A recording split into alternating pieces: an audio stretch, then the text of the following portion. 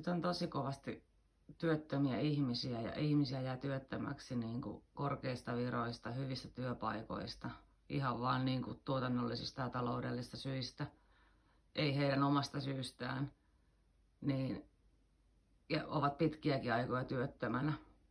Ja sehän aiheuttaa monesti jo masennusta ja ahdistusta ja semmoista epätoivoa, että ei niin kuin selviä elämästä. Laskuja ei välttämättä saa maksettua ja tilanne voi mennä tosi pahaksikin. Niin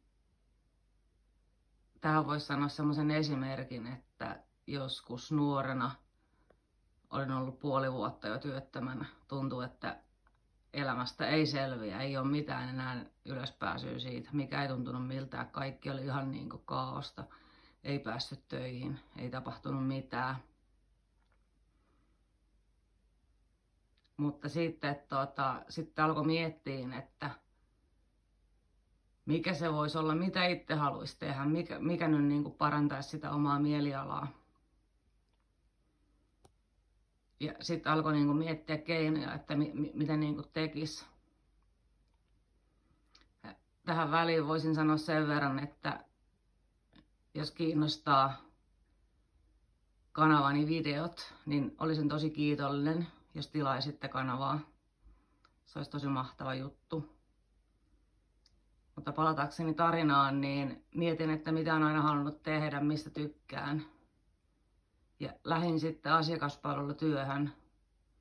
Palkka oli huono, jäin miinuksella jopa siinä, mutta mun elämänlaatu parani. Mä olin onnellinen, iloinen, näin ihmisiä, sain heittää huumoria heidän kanssa. Ja samalla tietenkin kattelin sitten parempia töitä, parempipalkkaisia töitä. Ja kun mä sain parannettua sen mun elämänlaadun ja jokapäiväisen elämän ilon, niin siinä meni kuukausi, kun mä sain korkeampipalkkaisen työn. Eli tarinan opetus on ehkä se, ettei jäädä sinne negatiivisuuteen, ei jäädä sinne vatvoon ja itkeä ja sinne ikäviin tunteisiin, vaan lähteä miettimään, että miten joka päivästä voisi silti tehdä niin kuin iloisen, miten itse olisi onnellinen. Joskus se talous voi olla, että siinä mennään miinuksella jonkun aikaa, mutta jos se kuitenkin nostattaa sun mielialaa, niin se kannattaa. Tässä on ehkä ajattelemisen aihetta nykypäivän hetkiin. Tsemppiä.